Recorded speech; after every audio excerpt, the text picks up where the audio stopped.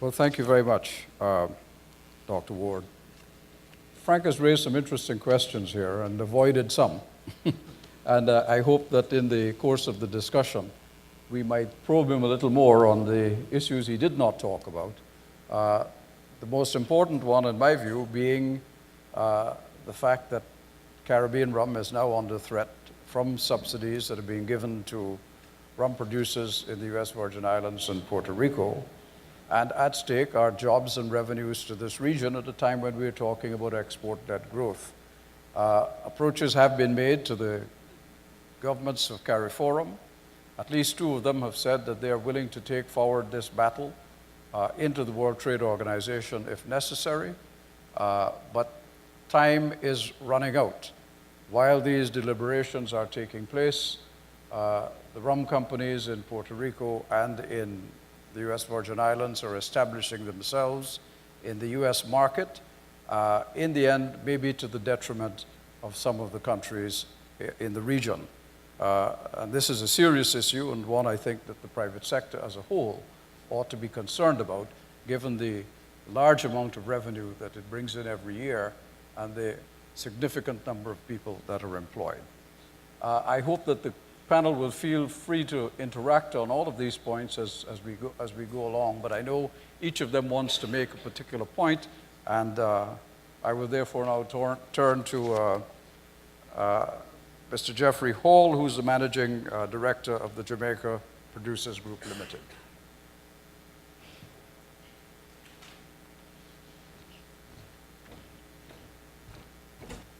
Morning, thank you, Sir Rano. Let me just take a moment to be nationalistic and recognize my trade and export promotion agency, JAMPRO, who's here from Jamaica.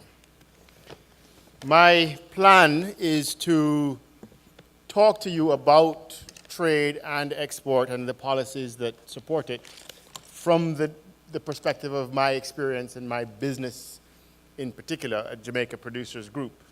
So I'm going to do that by sharing with you the life cycle of our products and give you a sense of what that means from a policy perspective. So the first product is the banana, which of course we started life doing in the 20s, in 1929, and the purpose of our business, which began life as a growers cooperative, was to export bananas and to control the export of bananas into the United Kingdom.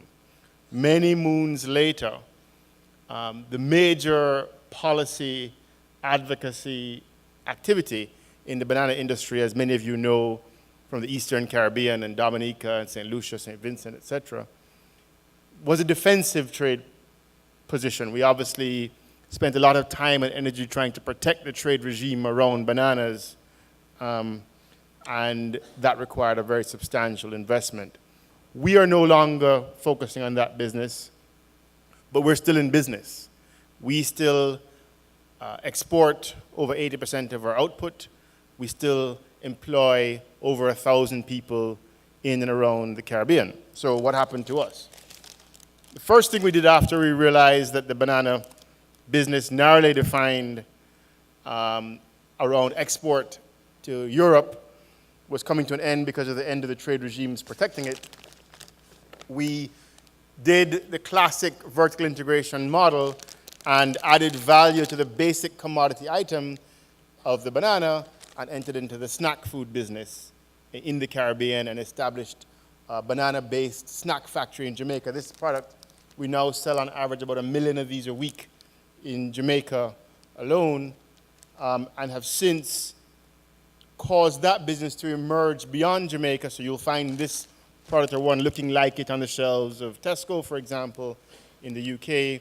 We've opened on the back of that business a snack factory comparable to that which we have in Jamaica within CARIFORUM in the Dominican Republic that has a bias towards the Spanish language markets, but also where necessary backfills into Jamaica and vice versa.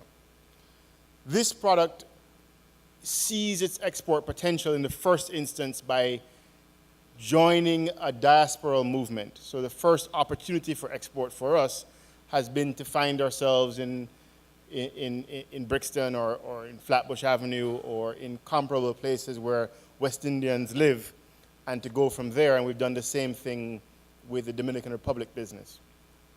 The business of transitioning from a commodity-based agricultural space to a value-added opportunity was supposed to have been helped by trade policy and by export policy by a number of donor agencies led largely by the EU, who saw it as their support to see us diversify. I think we perhaps could have done better if the funds for diversification were not narrowly tailored or as aggressively tailored as they have been towards the micro enterprise sector. There was a very strong bias in the funds that were available towards that sector and towards the narrow banana-based business. So we spent tens of millions of dollars or euros in remaining narrowly focused on what we were doing with the same people with whom we were doing it.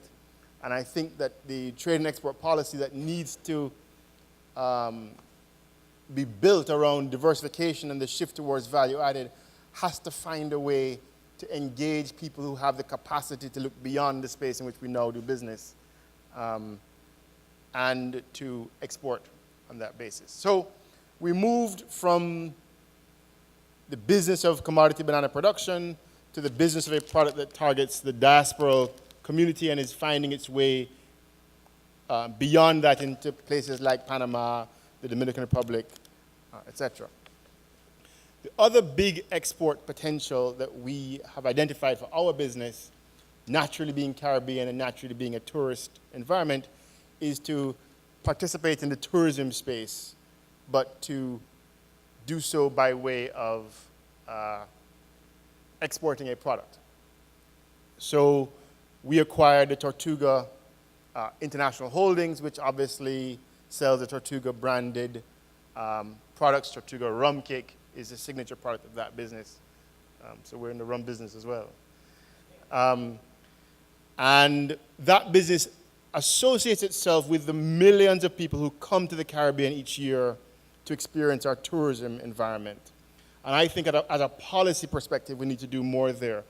And in the trade regime, I think that the CARICOM trade and policy advocacy needs to find a way to associate itself with the parts of the Caribbean that are slightly different from CARICOM, specifically the overseas territories of the EU. The ABC countries, the Cayman Islands of this world, the St. Martins. There's a huge opportunity to do business there that I think by having a conversation internally, we may be missing as CARICOM. I'd like to acknowledge, again, being nationalistic, our Minister of Industry and Commerce from Jamaica, Minister Anthony Hilton. So having created a business that started out with a commodity space and moved from there into the value-added space, and then moved from there into a relationship with the millions of tourists that come to the Caribbean, the next question was, how do we then speak beyond and speak to the rest of the world? And again, we did it in our business, leveraging the skills that we had, but doing so by way of acquisition. And recently, we participated in the privatization of the largest processor of Jamaican Blue Mountain coffee.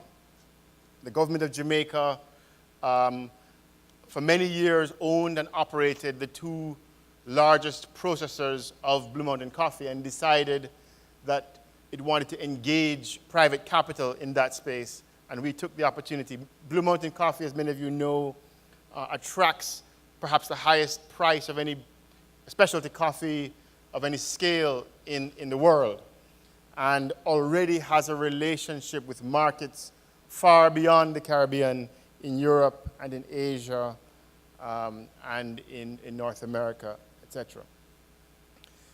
This business has been good for us in the first instance. We were able very quickly to turn what had been a loss-making business for many years into a profitable business, and we've been able to break through there. For us, the question that we have at the area of trade and policy advocacy, again, is how do we look beyond our traditional market? 70% of the output of Blue Mountain Coffee goes to Japan, which is a new space for us and a new opportunity for us. And at the outset, Sir Ronald Sanders mentioned the emergence and now scale and opportunity of China. South Korea is an emerging huge opportunity for this product. I am challenged to find ways to connect our trade and advocacy to those markets. The wider story for me, and the one that I want us to grapple with at the level of export advocacy, is how do we, in all of these products, begin to have conversations with people who are not now at the table. And I think that's going to be the biggest single activity that we need to do more of.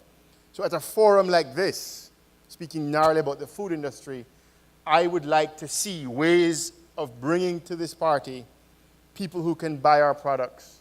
The major multiples globally need to be here in a conversation with us. Or conversely, we need to find ourselves having this forum in a space in which they're present so that we can begin to engage them about what they want that we're not now providing.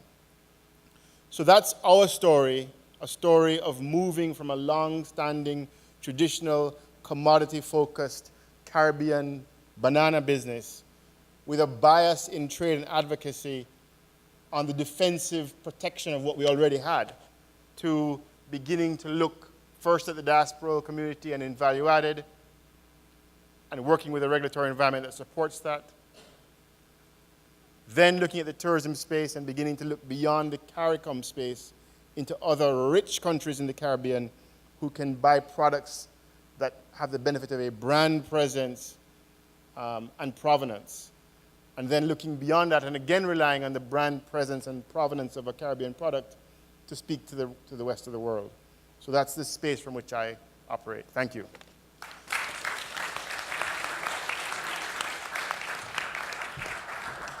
Well, I don't think we could have wanted a better exposition of how a small company that is aggressive and visionary can make its mark competitively in the world. And Jamaica Producers Group, of course, have been renowned for that. Now, I'd like to just remind the panel that an essential part of the discussion that we are supposed to be involved in is what has happened with the advocacy groups in the Caribbean, which have gone silent.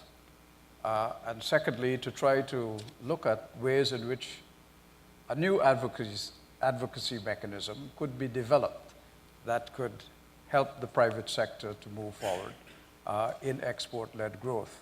And I would really like us at some point to start addressing that issue as well. I understand it's important to promote the organizations to which members of the panel may belong, but the essential task, and I think what we've been asked to do, we should try to keep a focus on. Now, here's a man who should be able to tell us how to use oil to manufacture effectively and to get into the world market. Ramesh Ramdeen, the CEO of the Trinidad and Tobago Manufacturers Association.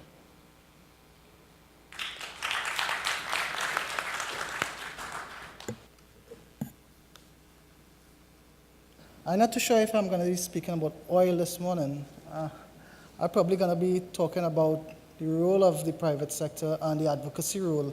The first prerequisite that Sir Ronald Sanders spoke to, and I deemed my presentation this morning VOOPs, sorry for the typo, VAPs and Vike. What does this mean? What VOOPs, VAPs, Vike means? And some of us who play cricket will tell you when we watch some of our batsmen of recent vintage play, you know, the VOOP. You know, and we operate by VAPs generally in the region, or in a Vike manner. There's no strategy, there's no planning in my mind. And I think this is a deficiency that we have to face. And the quicker we realize this, the better we will be.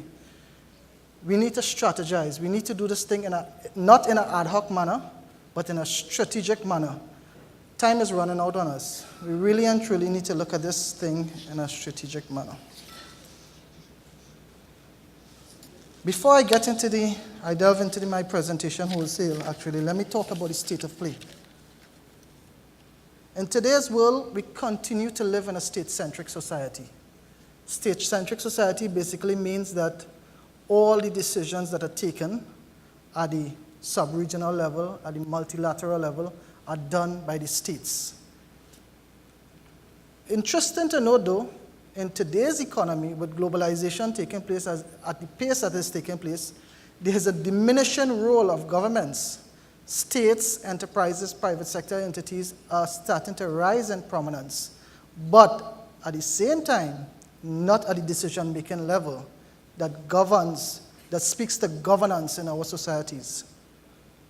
In today's world, the private sector is larger than some government budget. The budget of private sector, when you look at our micro, small states of the region, most of the budgets of these states is easily surpassed by multinational corporations, and some of the entities within our very economic space and environment surpass the budgets of these small micro states. So you really and truly need to re-examine where the balance of power lie. The SME are the engine of growth. We all hear the politicians, the academics, everybody speak to this. The SME are the engine of growth. The SMEs are the entities that are going to take us out of this so-called depression that we find ourselves in. The SMEs generate the employment. The SMEs generate the foreign exchange, generate new products, innovation. This is where innovation is bred.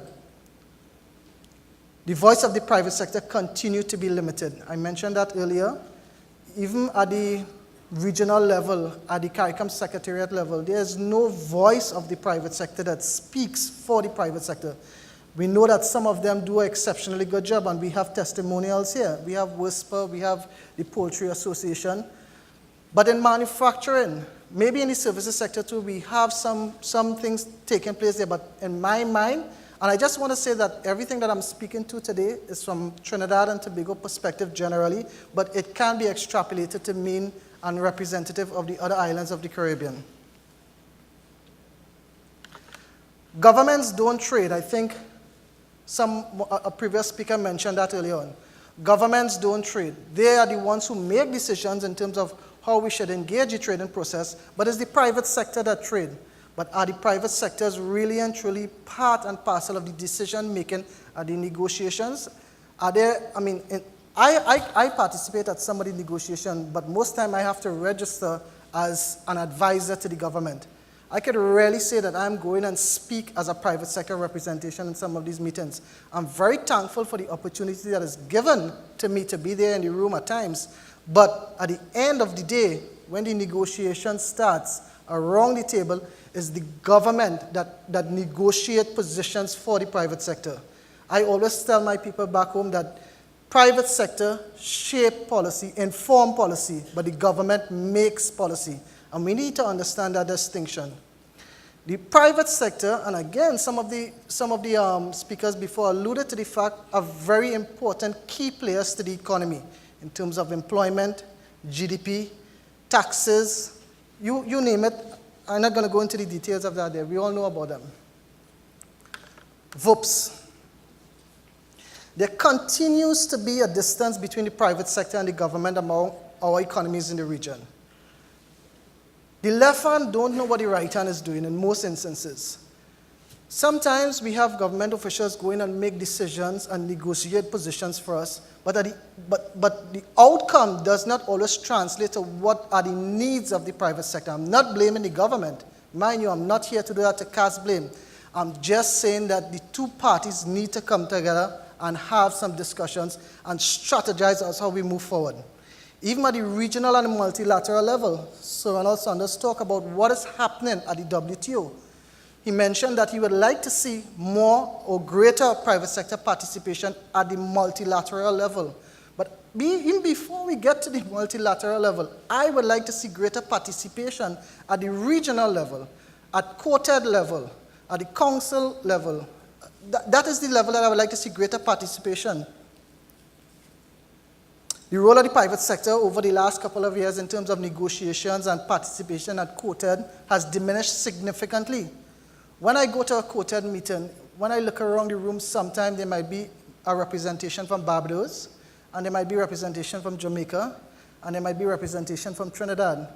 But very, very, it's rare that we see representation beyond that.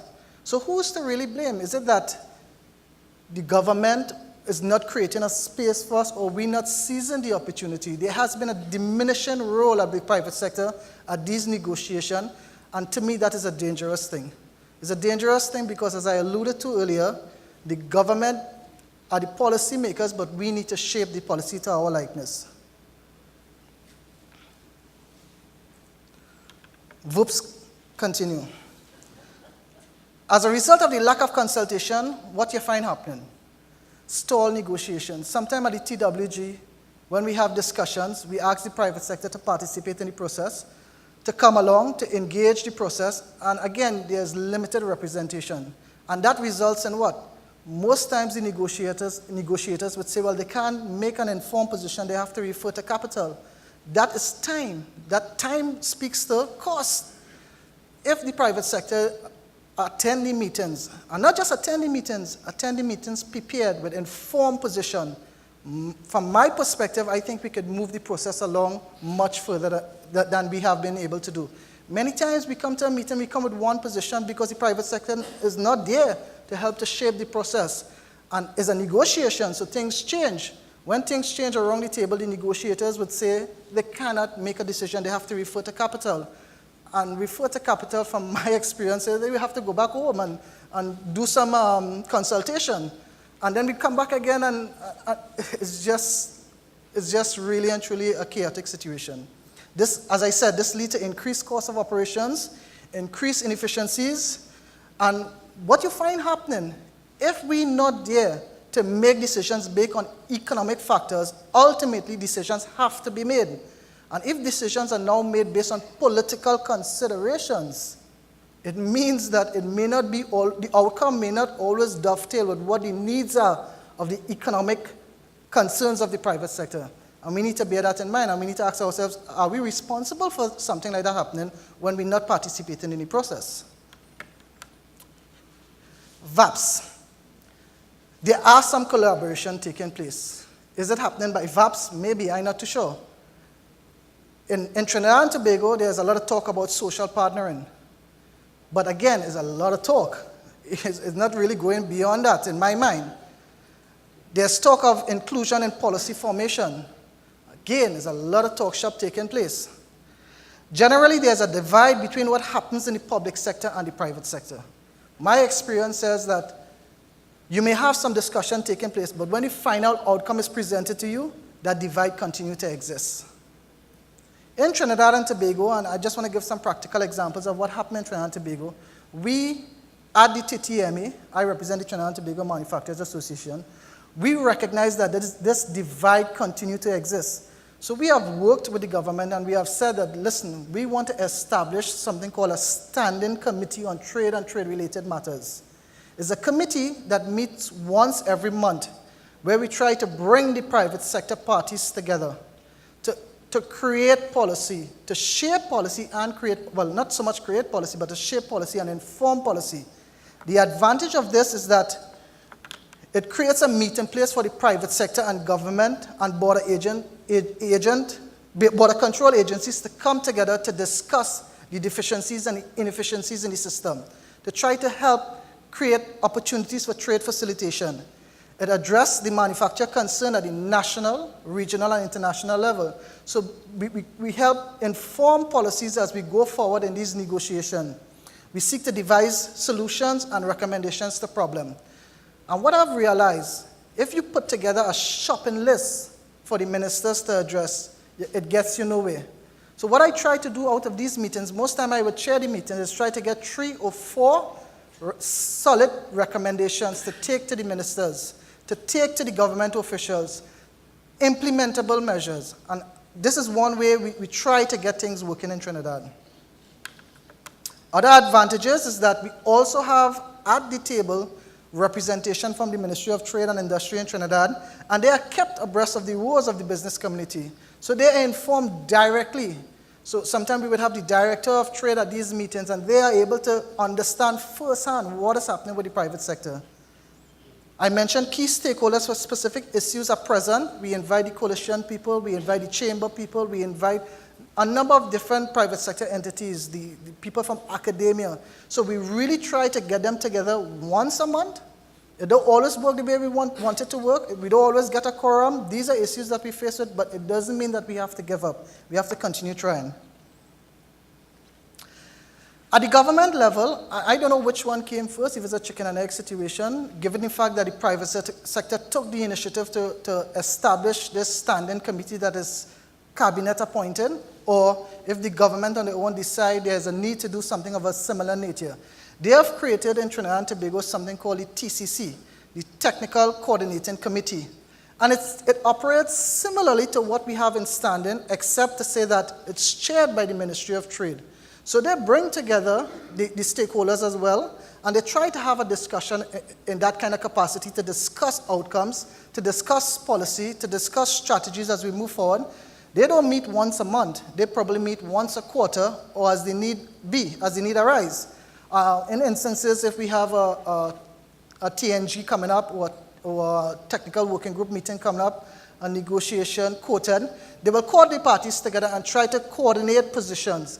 Again, sometimes it could be deemed a talk shop, but at least the opportunities are presented for us in Trinidad and Tobago. It may not work perfect, but it's work in progress, and we're hoping to get it to smooth out all the roughs, all the edges, and have it a streamline, a better working mechanism.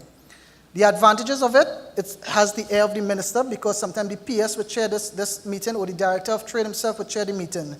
Subcommittees are formed. We have market access subcommittee, investment subcommittee, labor subcommittee, you name it. We try to create subcommittees who would do some of the work to inform the process that would feed back into the TCC. And of course, we try to develop national positions emanating from the whole thing. VUPs and VAPs. There continue to be very little dissemination of information between the private sector and the government officials. I sometimes participate in quoted meetings, and I would get documentation on the day of going to quoted meetings. So although we have this process in place, it still does not allow itself to operate efficiently as it should. How could we really go to these meetings and shape and inform processes if we're getting documents on the day of the meeting? These are some of the things that we need to inform. There's still a big divide exists, at least in Trinidad. Information flows one way. To get information from the public sector in terms of documentation is like pulling teeth. Yesterday, Prime Minister Gonzalez spoke about pulling teeth and anesthesia in another form. But it's like pulling teeth. You can't get information from the public sector. They guard information. They feel it's intellectual property right owes to them. And you can't get information. If we need to create a framework where we could come together and chart a course that is sustainable and allows for productivity in terms of economics of our economies, we need to ensure that there's transparency in what we do. We're working together, information flows, these things have to happen.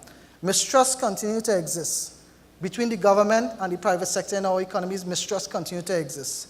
And apart from the TCC, and the standing committee, there's no real structure or framework in place. I mean, I could see some things are being done in the area of the TCC and the standing, but it's no real framework. I would like to see a framework that speaks to longevity. I think if you take away some of the personalities right now, the process could fall apart. I really think that there's need for a framework so it would allow for sustainability as we move forward. Vike. Yesterday, I spoke about globalization process, and I mentioned that at a macro level, from a governmental level, we need to get our house in order. But I didn't get the opportunity to say it, but I firmly believe that the private sector needs to get their house together as well. They are going through a period of time where they need to examine this thing carefully. They need to retool, re-engineer, reshape, remodel, whatever you may want to call it, but they can't operate as they operated 10, 15 years ago. They have to get the house in order to build competitiveness, build efficiencies to compete in a globalized environment. I mentioned yesterday, you don't need to go outside any longer to meet competition. Competition is coming to meet you on your doorstep. So all this trade liberalization, removal of tariffs, opening barriers, it speaks to competition coming and meet you on your doorstep. Yesterday, and we talked about tariff. So what I'm saying is that in this environment, the private sector needs to drive the export-led growth initiative. For us in the region, it is not only the role of the private sector nationally that is important, but regionally as well. We need to get the private sector regionally to be working together. There are some informal processes. I could take up the phone, call Barbados private sector, I could call Jamaica private sector, but it needs to be much more than that. We need to have greater collaboration among the private sector. At the regional level, the private sector voice needs to be heard. I talk about participation at the quoted level. We need to have greater participation there.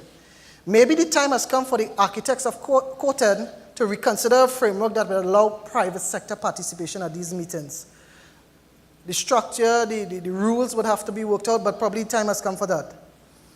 I mentioned greater collaboration among the association. At the IPA level, the need is recognized in the consultative grouping that has been created. Should we continue to let those on the outside lead the way for us?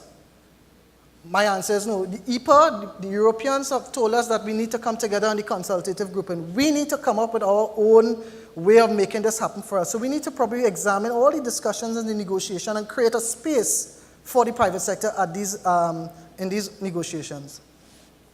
Private sector needs to get its house in order, can't depend on the government, needs to be more visible, present in negotiation, decision making. They need to get there. I mean, you can't always depend on the government to get there. I know funding is a problem most times, but it's imperative. I can't stress the importance of the presence of the private sector in these negotiations. Sharing of information in a timely fashion, I mentioned that as well. There's need for a regional private sector body that is representative of the Manufacturers Association, similar to the Caribbean Network of Services Coalition. There's a void that exists. I have CAIC here, and I know Jimmy, Mr. Solomon will come, and probably I know this is a close baby of his, but CIC is not doing the job that it's supposed to, and in fact, I'm not even sure if CIC continues to exist. The fact that I'm here speaking about CIC in an ad hoc term tells you that we don't know what's happening with CIC. At one point in time, there was talk about the formation of the Caribbean Business Council or the Caribbean Business Forum. I don't know what is happening with that, but something needs to be done to have greater representation of the private sector, specifically the manufacturers in the region. The private sector must continue to recognize its worth, their strength in numbers. Some collaboration has been taking place, so it's not all bad. IPA private sector representation, we have that. Caribbean Export Development Agency have been working with the private sector, and there are some collaboration taking place there that needs to be commended and built upon. GIZ and other international bodies have been doing work with the private sector in the region. Again, that has to be commended and built upon. Some informal communication exists, needs to have formalized structures in place.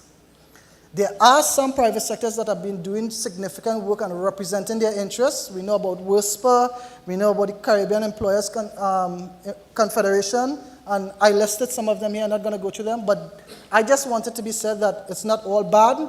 Some of the private sector's bodies are making representation for their stakeholders. We need to get that same kind of vigor, same kind of drive from the manufacturers. Thank you. Thank you very much.